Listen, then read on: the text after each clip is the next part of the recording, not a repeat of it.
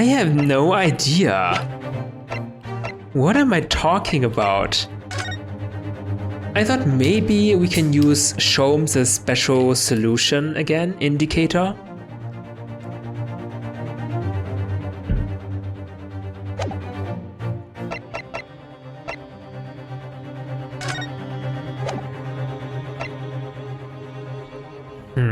But, I mean, we don't have the indicator solution in our inventory.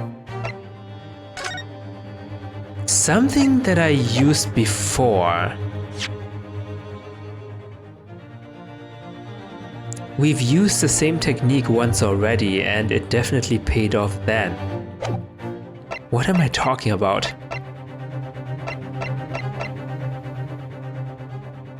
Oh! This piece of evidence? Take that! If I'm not mistaken, those are Mr. Shamspier's handprints on the wall of his lodgings. That's right, my lord. Exposed as a result of the defense's independent investigation of the scene. Based on a wonderful new discovery in the field of forensic science by the great detective Mr. Sholmes. A great detective? Is that some kind of joke? Do you really think I'm going to be daunted by a man with such a ridiculous title? I should thank the great bard. Oh! I should think the great bard ought to recognize such a title when he hears one, Mr. Shamspear. Perhaps you should compete for the honor of most ridiculous title. Tis Sherlock Holmes himself! What are you doing here, great detective? Your usual haunts are the filthy back streets of the capital, are they not? Mr. Reaper, it's been too long. And I see your complexion has worsened since last we met. Mr. Sholmes. He does know Lord Van Zieksten well enough to say something like that in any case. Mr. Sholmes, though you may be heralded as a great detective by the population at large, that does not give you the right to come and go in my courtroom as you see fit. If I may, my lord, Mr. Sholmes' newly developed scientific method has helped us to uncover vital clues in this case already. Clues, you say? I call them skin prints, my lord. My method identifies every location touched by an individual under scrutiny. It's the method by which we were able to ascertain this gentleman's gas pipe activities. You need only a small sample of something the individual has previously touched to make an indicator solution. In your case, sir, I used the teacup you had been holding, elementary. But do we have anything from Selden? I don't think so. So now, Mr. Naruhodo? Yes. What am I to use as a sample to make the indicator solution this time? Thank you for offering the help, Mr. Sholmes. When the convict was arrested, he was living in what is now Soseki-san's room. We need a sample to help locate Selden's loot that's hidden in his old room. What form will the sample take? Oh boy. Do I have anything? Present a person? No one here is related to Selden, I don't think. Like related in blood, I mean. And evidence? Do I have evidence?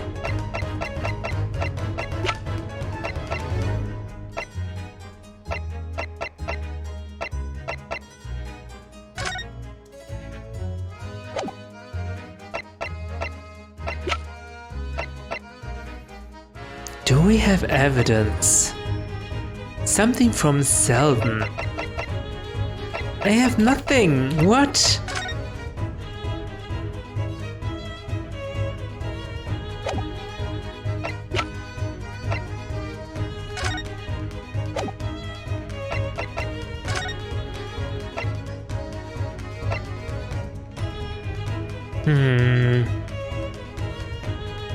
Died of natural causes. The tin box.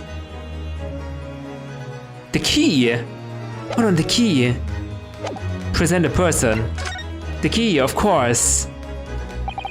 We will need something of Selden's in order to create an indicator solution to find his loot. And something the convict owned happens to be in the possession of somebody listed in a court record. Upon my word, Mr. Naruhodo, your powers of reasoning appear to be on the up. So, which particular person do you have in mind? From whom can we obtain a possession of the late convict Selden? Take that! Miss Green? Me? What do you want with me? The key around your neck, if you please. Sorry? That key belonged to Selden. There will be remnants of secretions from the man's skin on its surface that we can use. But also secretions from Shamspear and secretions from Miss Green, so that's not gonna be an easy task. Very true. That is the sample we need. Using it, we can create the indicator solution required for Mr. Sholmes' skin print seeker. And find out exactly what Selden touched in the room that he used to rent. Mr. Shamspear is one grade to another, I assure you, if the late convict's haul is hidden somewhere in his former lodgings. I shall uncover it in no more than 30 minutes. So, Mr. Shamspear, the truth is well within our grasp now, and as such, you will never get your hands on Selden's stolen wealth.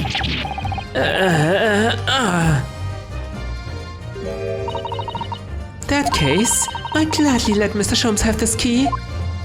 No, give the key to me. The detective shan't have it. It's over, Mr. Shamspear.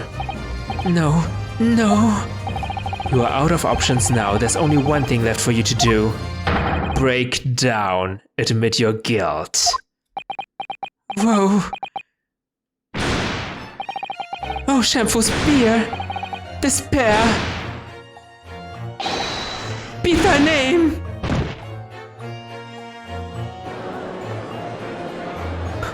That was something. A little bit short, to be honest.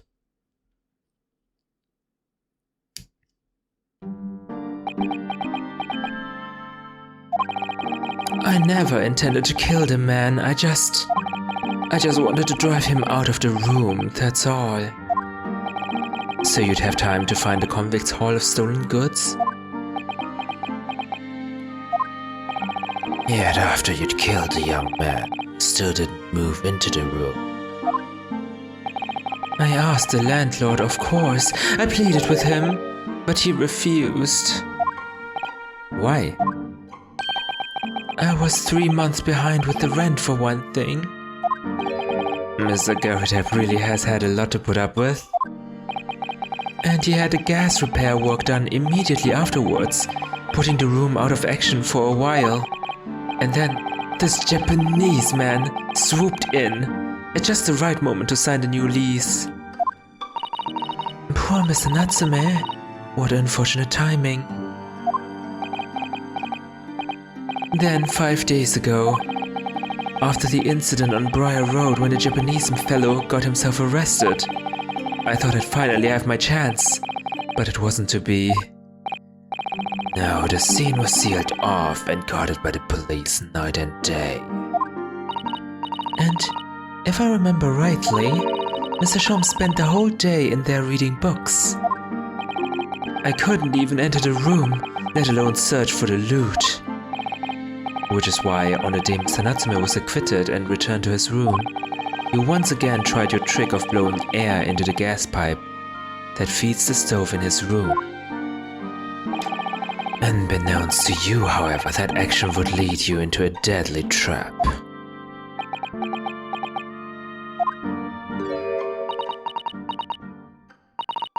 William Shamspear, how does it go? To be or not to be, that is the question. From Shakespeare's Hamlet, Act 3, Scene 1. Well, let me tell you, in your case, it's not to be. That is the answer. You deserve to die for what you've done.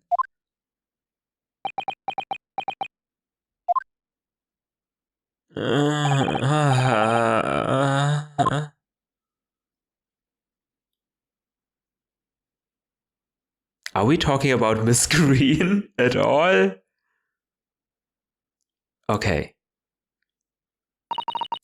At first, I really did think it was just a terrible accident. I never forget our conversation the night before Duncan died. The gas supply. Oh, that's Duncan. The gas supply in my new lodgings are a complete disaster, you know, Olive. The gas supply? Yes, the stove always seems to go out in the middle of the night for some reason. That's no joke. They say it's the convict's... Oh. They say it's the convict's curse. Oh, Duncan, please, don't stay there. I don't care how cheap it is. Alright then, if it's that important to you, I'll start looking for a new place. There are spare rooms at my house. Why don't you leave that horrible room tonight? No, I'd better not. We said we'd wait until we'd graduated before we told our parents, remember? But that was the last time we ever spoke. That very night, he fell victim to the gas. If only I'd known it was going to happen, I'd have insisted he left that horrible room that instant. But instead, all I've been left with is bitter regret. I stopped going to school, but something kept drawing me back to the house on Briar Road. I saw a stooped Easter-looking man with a moustache coming out of the house one day when I was there. He walked up the road to grab scrubbery for some food, so I followed him and sat myself down next to him. He had some watery-looking soup and started to pick a quarrel with the publican. That place is cursed, I tell you, cursed! The ghost of that convict who used to live there is trying to suffocate me. I wake up in the middle of the night freezing to death because the stove has gone out. The room is full of gas and I can hardly breathe. But the pipes have been checked, no problem there. It's like, I'm the problem. That's what they're thinking. But how could that be? Duncan was gone and now this man had almost suffered the same fate. Could it really be a curse? Then I remembered. A rumor I'd heard about how the gas companies go around investigating the gas installations. A rumor? Oh, you mean? Yes, everybody's heard the stories, it seems, about how they go around checking for the pipes. How anything connected to the gas can be extinguished by blowing air into the pipework. That's when it started. A little flicker of doubt in the back of my mind that just wouldn't go away. Was it really an accident though? Once I'd had the idea, it wouldn't leave me alone. It plagued me day and night. So I bought this at one of the black markets in the East End. Black market? I'd never been. I just heard people talk about them, and you really can buy anything you can think of there. In some ways, being able to get my hands on this so easily made me even more determined. I had to find out one way or another. Was Duncan's death an accident? Or was it murder? And your chosen method for establishing the truth was simple, but highly effective. Smear poison on the gas pipe you suspected the man of tampering with, and wait. That's ridiculous. You could have poisoned the meter man. The gas company employees, innocent people. And you would have been okay with that? If Mr. Shamspeare was innocent, nothing would come of what you'd done. But if he was guilty, he would pay for his crimes dearly. I found out the name of the man I suspected, William Shamspeare. And then I wrote him this little note. I have information regarding the death of Duncan Ross. Come to the Slug and Salad on Briar Road at 5 p.m. on the 17th. Don't tell anybody else about this letter or the meeting. It is a matter of utmost importance. If he'd done it, I knew that would worry him enough so he'd be sure to go. So I waited to see if it worked. And of course, Mr. Shamspeare followed the instructions to the letter. I walked out where the gas pipe was straight away, so I smeared a good amount of the poison I'd bought all around the mouth of the pipe, all the time praying that the devil's work wouldn't be done, and that it was all just some wild fantasy. Actually, no. All the time praying that the devil's work would be done, and that the culprit would get his just desserts.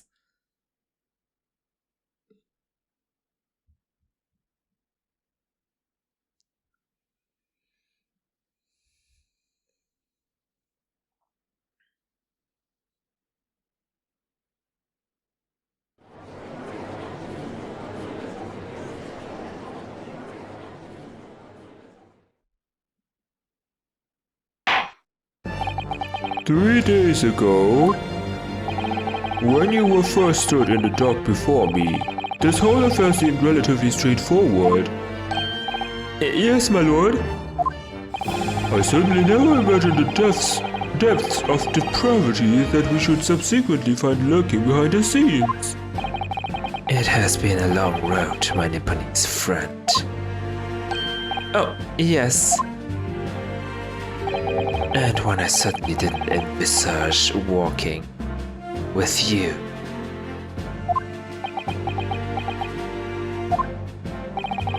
Nevertheless, together we have reached the light at the end of the tunnel, as it were. Miss Green, Yes, my lord. you will henceforth be stripped of your freedom as punishment for the attempted murder of Mr. William Shamspeare. Yes, I know. And you, Mr. Shamspeare, you will be tried for the murder of Mr. Duncan Ross in cold blood, and the subsequent attempted murder of Mr. Sosuke Natsume here present.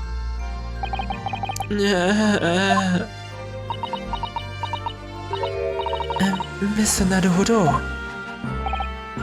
Yes? Yesterday at the hospital, when you and your friend stopped me from ending your life by drinking what was left in the poison bottle. I wasn't myself. I can't even really remember what was going through my mind. To be or not to be, I suppose. That's a question that's so hard to answer, it seems. Well, personally, I'm glad of your being here, Miss Green. Oh! And I'd like to believe that it's a blessing Mr. Shamspeare didn't die when he ingested the poison. For your sake, at the very least.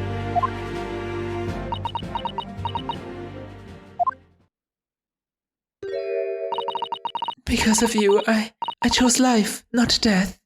Life before death? And now you've made the truth come out at last.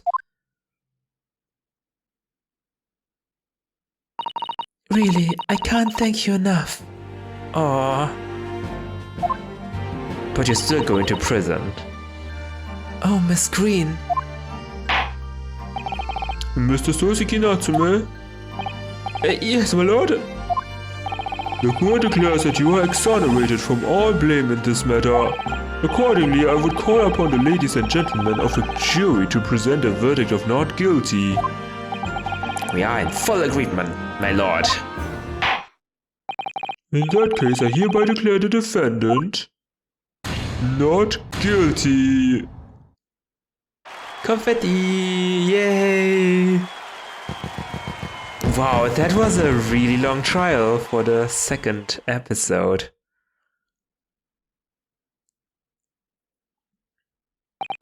Court is adjourned.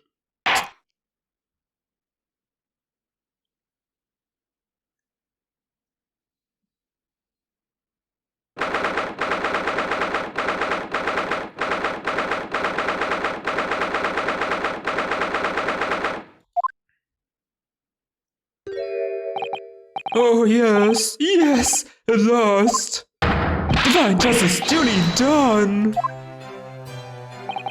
Divine justice? My dear fellow, if there were any divine justice in this world, you would shave that moustache.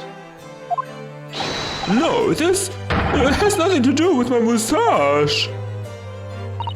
Some say that a luxuriant moustache is a sign of physical prowess, Mr. Sholmes. Welcome, student Mr. Naruhodo Esquire, once again! You've saved me from doom! I'm very happy to have been able to help, Mr. Natsume.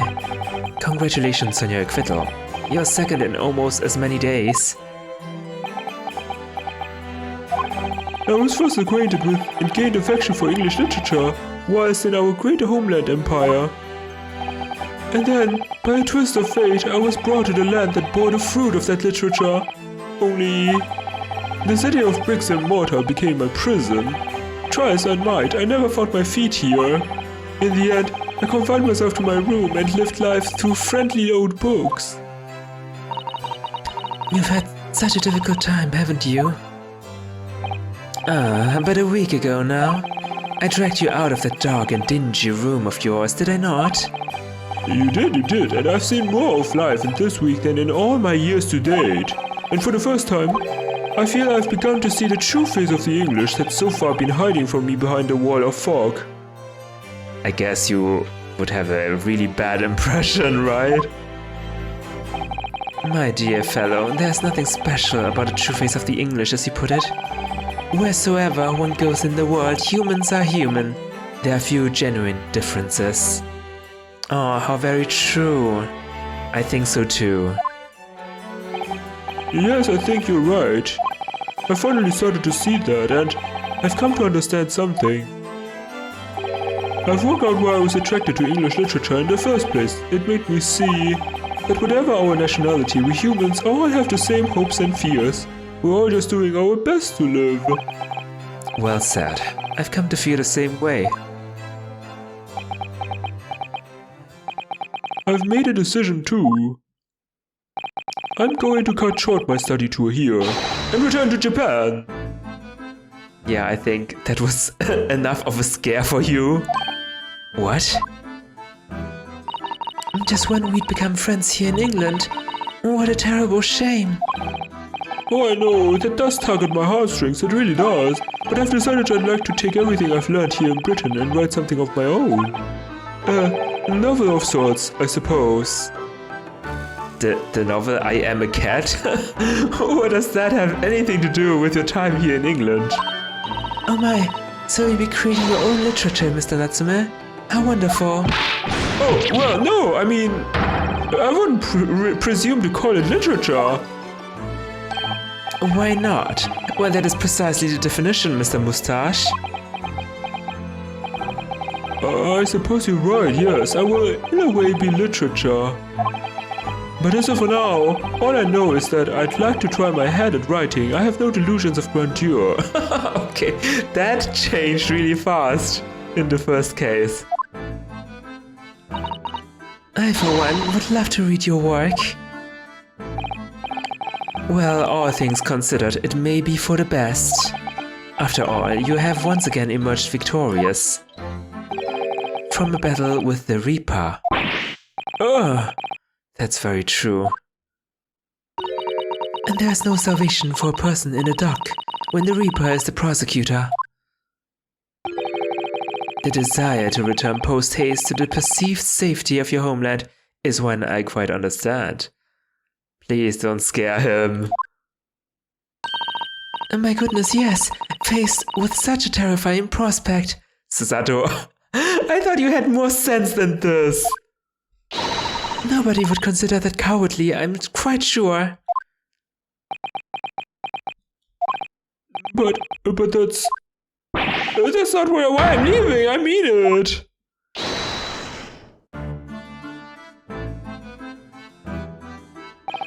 And that was the case that we found ourselves embroiled in 6 months ago now.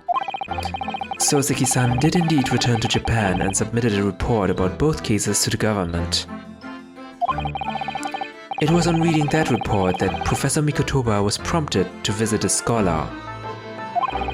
And barely any time later, Susato-san was giving the news that she must return to Japan as well, on the back of a telegram stating falsely that her father had fallen gravely ill. Yeah, that part I still don't understand. Was it a poison? Is it Selden? Is it Shakespeare? I don't know. The only possible explanation that comes to mind is what happened after the trial on the following day. Oh, there's more! Uh-oh. The day that we uncovered the loot hidden by the now deceased convict in his former lodgings.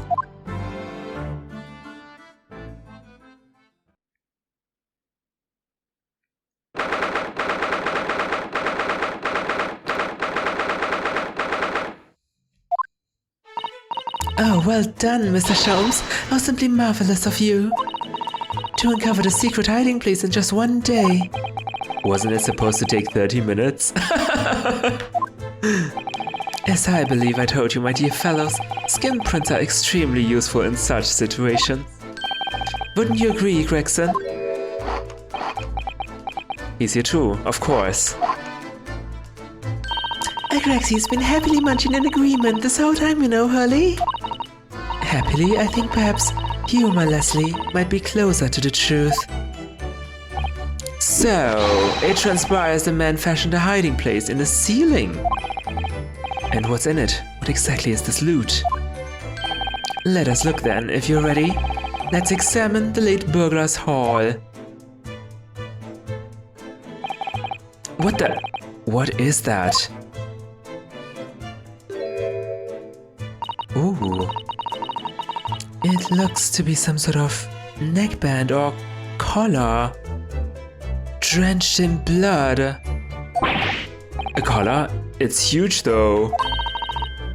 And look at all the gemstones set in it. I can see why it was claimed to be worth £1,000. Perhaps I could have it as a belt. Oh, have you noticed on the inside there? There's some dark stains. You don't think they could be blood, do you? I mean, there's quite a lot of it. On second thoughts, perhaps I won't have it as a belt. Good idea. Then of course, there's this emblem here. What letter is this? I'm not an expert in fractal calligraphy. A large letter B. Oh, a B. And a small crown. What does it signify, do you think? Oh, I hadn't noticed that. I feel as though I've seen that emblem somewhere before, you know? Where could it have been? That's enough of that, I think. What? What's the matter with Sholmes? All the color has drained from his face. Well, Inspector, I believe you ought to be taking this, oughtn't you? It could be valuable evidence after all. It must be kept safely under lock and key. Yes. Get your grumpy hands off that, you lot, and hand it over now. A bee? Where have we seen this before? I'd never seen a collar that large before, and all those jewels certainly look to be extremely valuable. But that's not what stood out the most to me, at least not once I'd noticed it. Those dark marks on the inside of the collar, those stains. Could they really have been blood? Oh my god, how the music just stopped! Well, that was a funny case, wasn't it? But it's all buttoned up now. And you look very pleased, Iris. I am, because I was starting to wonder what I could use as the basis of this month's story in the magazine. But this case will be perfect. It's been so fascinating. You're talking about the latest installment of The Adventures of Sherlock Sholmes, I presume. The mystery of the knife in the mist, and the moustached man and the convict's curse, perhaps. I could make it a two-part story. Oh, I can't wait. A word, please, Iris. Yes, what is it, Hully? I'm sorry, but you can't write about this case. It's out of the question. What? Why not? It's a great case. Then I shall have to insist that you limit yourself to the first of your two titles. The second must never be written. The Mustached Man and the Convict's Curse. I guess the Convict's Curse is something you don't want to expose. Is that clear?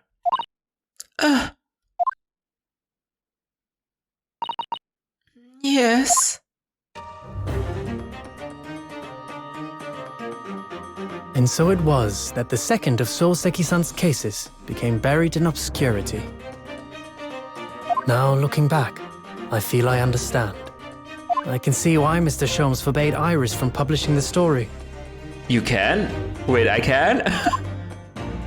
It would take a little longer before I saw the link between everything that had happened and would happen. For it wasn't until 2 months after the arrival of Susato-san's letter that events began to unfurl again. Oh boy, foreshadowing. With an incident that took place at the very heart of the eagerly awaited Great Exhibition of London.